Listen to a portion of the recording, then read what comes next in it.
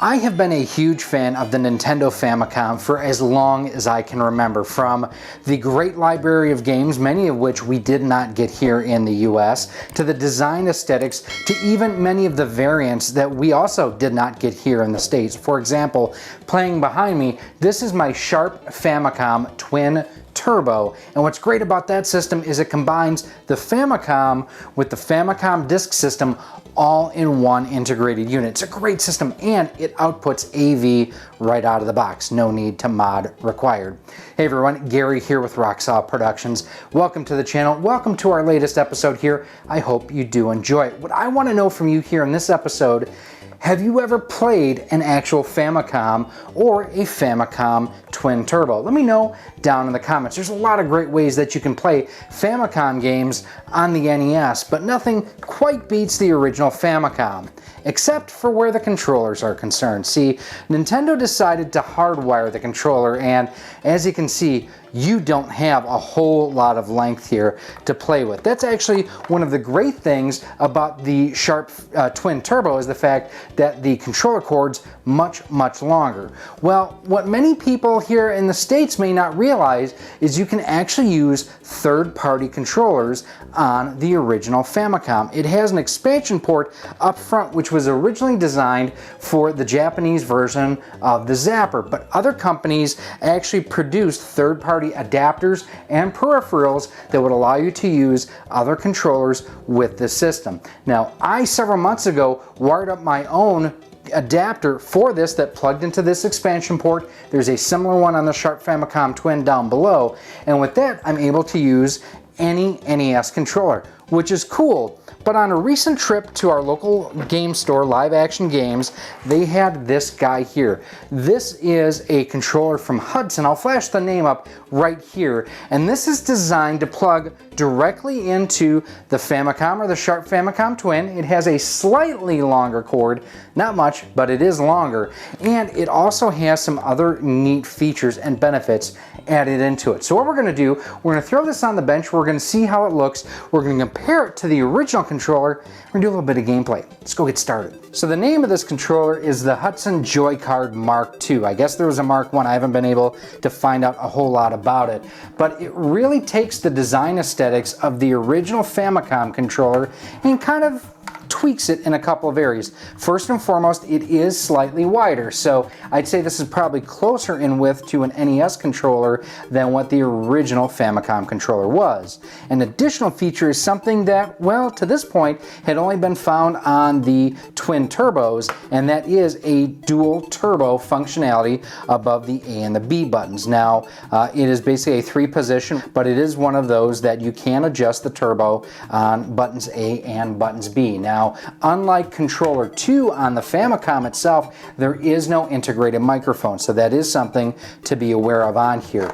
But overall, the fit and the finish and the design, this feels like something that could have almost come from Nintendo themselves. On the back here, you can see it does have the Hudson Soft logo and everything, made in Japan. Not seeing a manufacture date on the back here.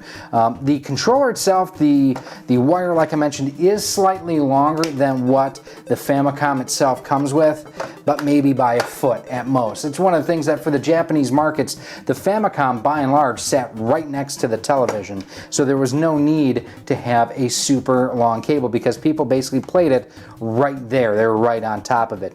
Now, the connector on this is, and I apologize that we've got kind of a black on black deal going on here. We're in the process of moving. My photo booth is disassembled right now. This is a 15-pin DIN style connector, and it's the same type of connector that is on the front of the Famicom right here. Now, a lot of times on the Famicom, this little protective door is actually missing. I'm glad that I actually have it on mine, and to connect it, you just plug it in right like so. Pretty decent fit, not too tight, not too loose, but it is one of those that it does have a very positive connection. And that is the same type of connector on the side of our Sharp Famicom Twin Turbo, which is actually what we are going to be doing our testing with. Now, where did I get this? I actually found this at our local store, Live Action Games, and for about 30 bucks, it was a good deal. I wanted to go ahead and give it a try. So what we're going to do, we are actually, like I mentioned, going to test this coming through our Sharp Famicom Twin Turbo.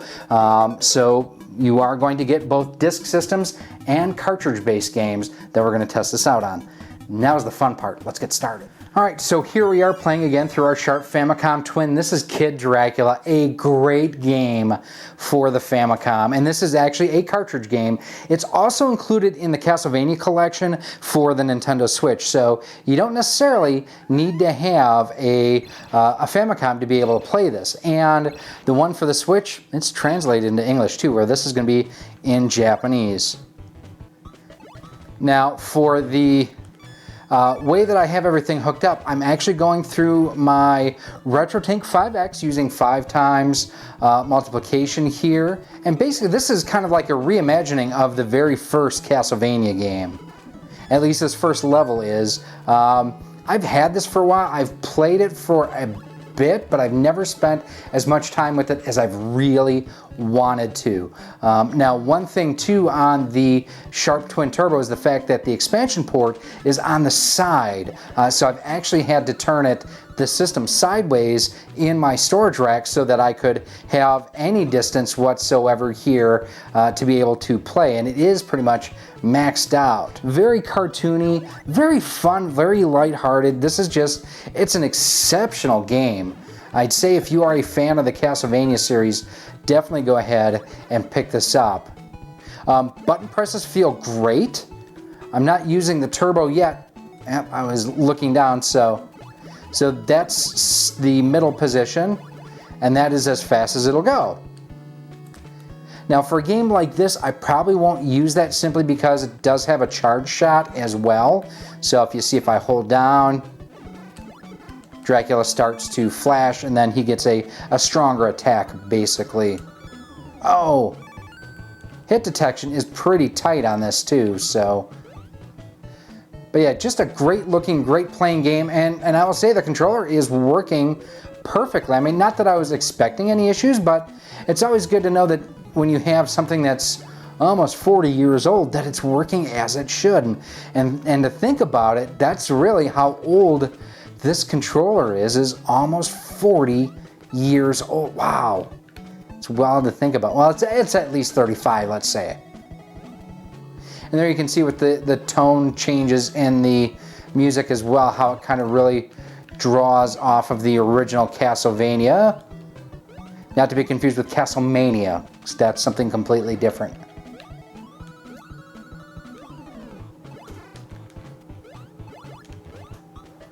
Oh, damn.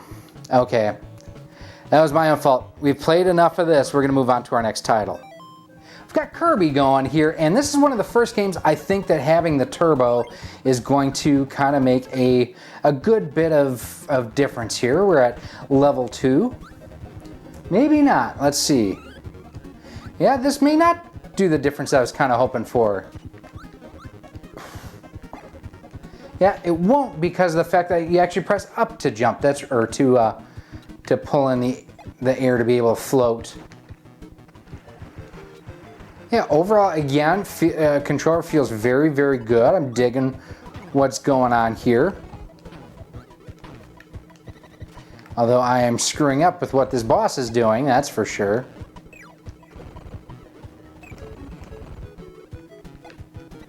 Yeah, again, you know, for platformers and whatnot, feeling very good, very confident. And we're going to get to a couple more here that, oh, as I missed. Try to get him one more time. Got him! Works very well with Kirby. I am digging what we have going on here. Ooh. That's actually really cool. We'll just buzz through. We'll see what we'll get. Ooh, 3.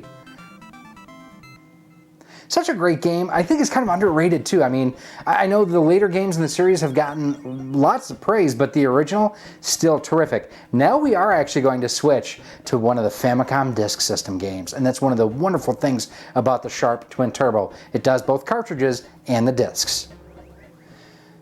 If you have a Famicom Disk System, you need Gyruss. This is an amazing game. It's good for the NES, but on the Famicom, with the better sound and everything, oh my God, this sounds terrific and it plays great. It's very similar, I'd say, to Falzian for the gameplay, but instead of being able to fly up, down, left, right, you basically, it's almost like Tempest, where you've just got a circular pattern that your ship flies in.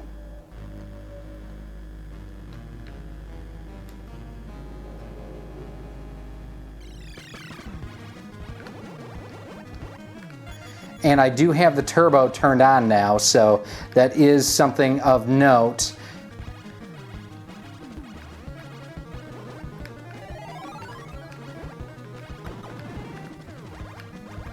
We're going to turn the turbo on. That's to the highest turbo pattern now. Oh, this is playing great. And like I say, it sounds awesome too. It seems like a very simple mechanic, but man, it plays great. This is one of my favorite games for the disk system.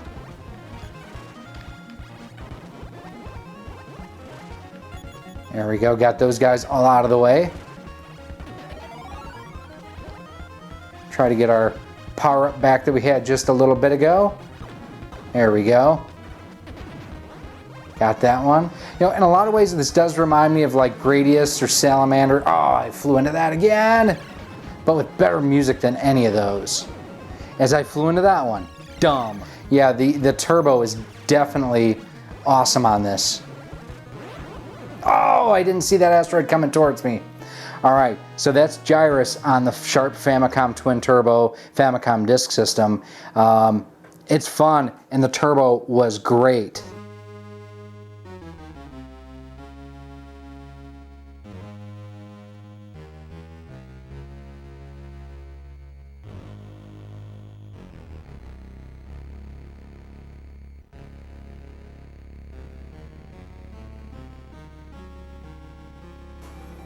Famicom Disk System, you gotta play Doki Doki Panic, am I right?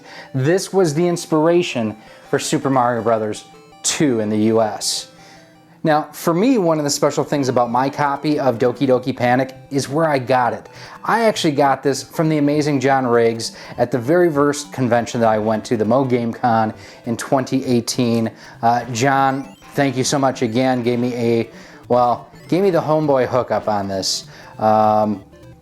Or actually, no, I take it back. It wasn't Mo Game Con. We talked about it there, and he gave it to me at the Portland Retro Gaming Expo in 2018. So about 6 weeks later is when that all went down. Now, one major difference about this over Super Mario 2, there is no running. You have one speed, so it definitely changes the game. And I believe, and I could be wrong on this, but you really need to beat the game with all 4 characters, and if you do, it unlocks a different ending or something. I don't remember exactly what it is. I have not been able to play a ton of this yet, as you saw from the load screen and everything. But what I have played, I've absolutely loved, and it is a different challenge than Super Mario 2, again, because of the fact that you can't run in this, so it definitely changes things up.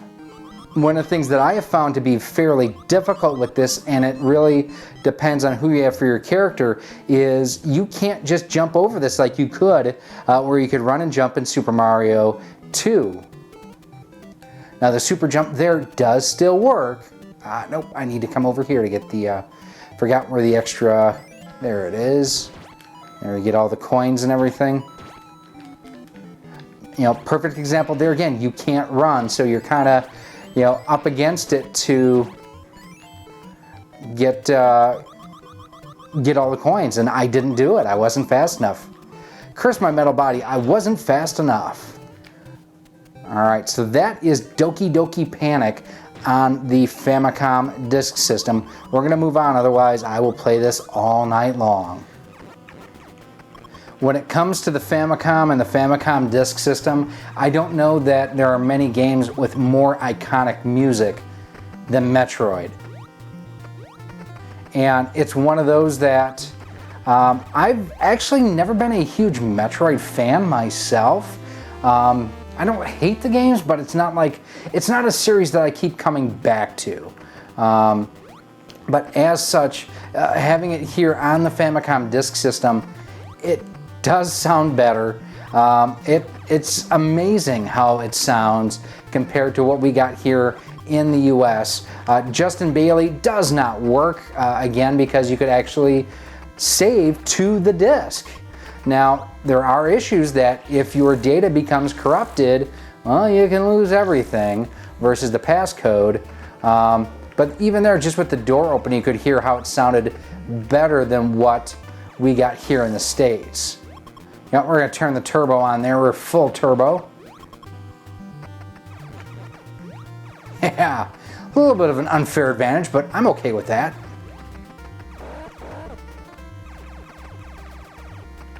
Oh, that was interesting the way that he flew, or that enemy flew underneath there. And also the sound effects for that sounded rather interesting too. Again, this is definitely one of those games that sounds, dang it, so much better on the Famicom than what we got here in the States. It's crazy how much better this sounds. And again, for those curious, I am playing through the RetroTink 5X. Now I'm actually using the N64 H sampling, so I actually think it looks really, really good. I didn't know what to expect. Oh! Now, one thing I do wish, dang it, was the fact that the cord was a little bit longer on this. That is something that I do wish that Hudson would have gone with a longer cord, similar to what we got here in the States. Would have been great. A nice 6-foot long cord would have been terrific. But I mean, look at the way that rapid fire just plows through enemies, no issues whatsoever. I mean, I'm really, really happy with the overall performance. The only thing, like I mentioned, if it would have had an even longer cord still, would have been like a must-have. For right now, for me, I would probably still play with my adapter because it's wireless. And again, if you're not familiar with what I did with that, I will have a link down below in a pinned comment where you can check out that video. So for 30 bucks, what do I think overall? Like I say, I think the build quality is terrific. I think they nailed the aesthetic of looking like it would be an OEM Nintendo unit. I think the turbo is an excellent addition on here. I do like the fact that it is slightly bigger than what the, and by bigger I mean wider than what the OEM Nintendo one was. What would I improve? Again, that cord, making this a 10-foot or 8-foot, how about 6 foot? Let's go 6 feet. Let's not be greedy. This came out in the 80s, but having a 6-foot long cord would be great. Come on, don't die. There we go. But overall, if you are an owner of a Famicom or a Sharp Famicom Twin like I am, this is something, if you have the opportunity to do so, you'll definitely want to consider picking up and adding to your collection. Now let's go ahead and wrap things up. So what do I think of the Hudson Joycard MkII? Well, a couple things. First and foremost, as I just mentioned, I like the fact it is wider, it has the turbo functionality, and it feels like something that is OEM. It does feel wonderful to play games on the Famicom with. I will say this is still a mighty short controller cable. I mean, you're looking 4 feet versus 3 feet on the Famicom itself, so you're gaining a foot. If you have a Sharp Famicom Twin Turbo, you don't need this. This basically duplicates what those controllers do for an original Famicom. If you already have a Sharp Turbo, not necessary.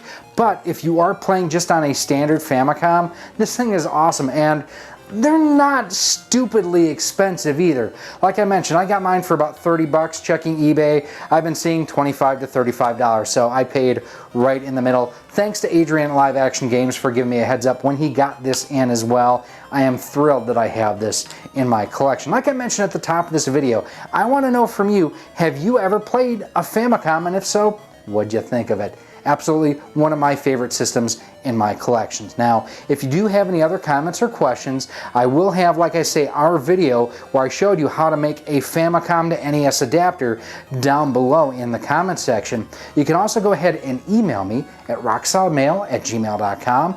Send me a message on Twitter at RockSolidStudios. We are on Facebook at facebook.com/RockSolidProductions and Instagram at instagram.com/RockSolidProductionsGK. If you have any questions at all, go ahead, hit me up. We do try to answer just about every question that we do get. Now, if you are looking for other parts and pieces and accessories for your modern or retro game systems, do me a favor, head on over to CastlemaniaGames.com. The cool thing over there is he has a feature called Castle Cash, where the more you spend, the more you earn towards future purchases, and Castle Cash is just like cash. Plus, you can also do on more expensive purchases, I believe it's a $50 and up, you can do convenient payments for any item. So let's say that you want to pick up, a G-Cart or a G-Scomp. Those are $260, $250, $240 units. I don't remember exactly. It's between $240 and $260. You can go ahead and do convenient payments on there. He also carries Nintendo Switches, Switch Lites, game for those systems, along with games for the PS4, PS5, and the Xbox. Go ahead and check them out. And you can use promo code ROCKSOLID10 to save up to 10% off of most items on the website. And if you like what you see here, if you want to see more, do me a favor, throw me a thumbs up, hit that subscribe button and that bell notification. That way each and every time we do upload new content, you are kept the most informed and up to date. Now, if you are looking for other videos on the Famicom disk systems, other controller reviews, and whatnot, those videos are coming up for you right now. Thank you for watching this video. If you would like to support the future of Rock Solid Productions, you can do so by visiting our Patreon page at patreon.com/rocksolid. For as little as $1 a month, $12 a year, you'll get early access to all of our video content, exclusive content, and a whole lot more. You can also become a channel member here on YouTube for as little as $1.99 a month, and with that, you get a badge next to your name when you comment or post on the channel, and you are acknowledged whether you are a channel member or a Patreon supporter at the end of each and every one of our videos. You can also support the channel by visiting our Teespring store on screen now, where we have t-shirts, sweatshirts, hoodies, masks, cell phone cases, and much more. Again, thank you for watching, and I hope to see you soon.